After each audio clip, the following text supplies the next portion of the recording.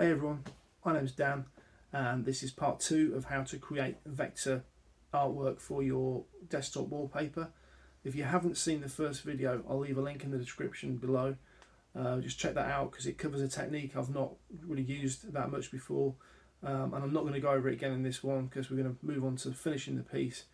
It's worked really well, far better than I thought it would do, and it's opened up the whole range of doors really what I can do with Inkscape. So it's going to be a good few months ahead now. I have, unfortunately, I've got that involved with this piece for the first time in a long time. First time since I was a young man. I've injured my wrist. So I had to reorganise my workstation and order a new mouse. So I think it's the zooming in with the mouse wheel. I'm zooming in, zooming out, just working on little bits. I've actually really given myself a hell of an injury on my forearm, so I can't finish the piece how I want it to do. I'm going to finish it to a reasonable standard and get it uploaded, and then the next one hopefully will be better. But enjoy the video. If you've got any questions, give me a shout and I'll get back to you. Okay, so I spent a little extra time after the first video and added in the details on the wheels. Went around the horse on the grille there and added just sort of a bit of detail for the interior, just to sort of hint at an interior. There's no when to stop. You can add too much and make it look cluttered, so I figured I'd stop there. So all I'm going to do now is I've just brought over some assets from another tutorial, which is namely the channel logo and my colour scheme. So what I'm going to do is just bring this red rectangle in, and I'm going to stretch him out to match the size of the screen it's going to be. Ooh. Try that again. Turn numlock on, that would help. 1920 by 1080,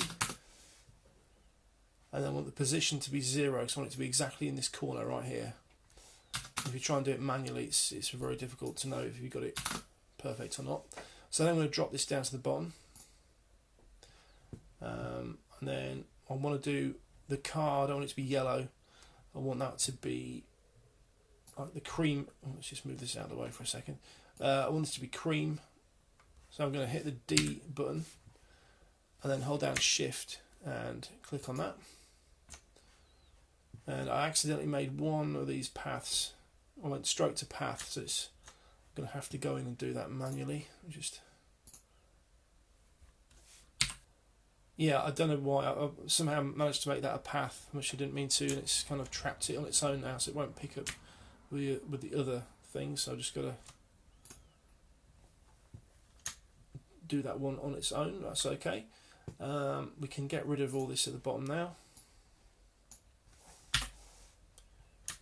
And then we can bring in our red rectangle again. Just hit 0 on that, 0 on that, and then I can bring in the logo.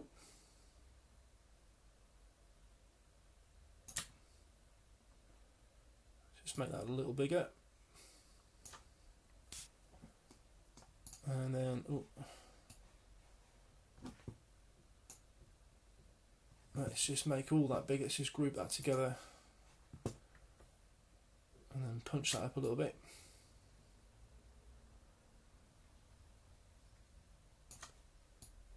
And drop him down into that corner a bit more, just give us a bit of negative space around the outside there.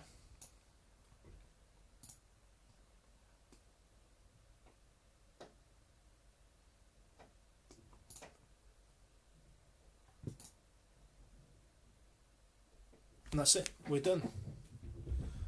So let's save that off, create a, convert it to a PNG file, and then we'll make it into the wallpaper.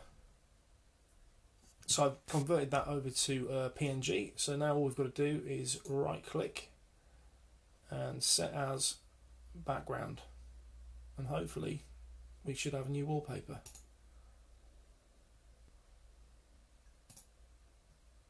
There we go.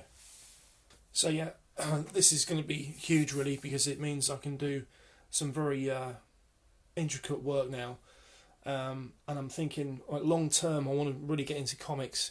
I used to draw bits and pieces of comics before, and I used to always get stuck at the inking stage, so I always kind of gave up. But now I've got the open access to this, I think maybe introduce some more comics to the channel.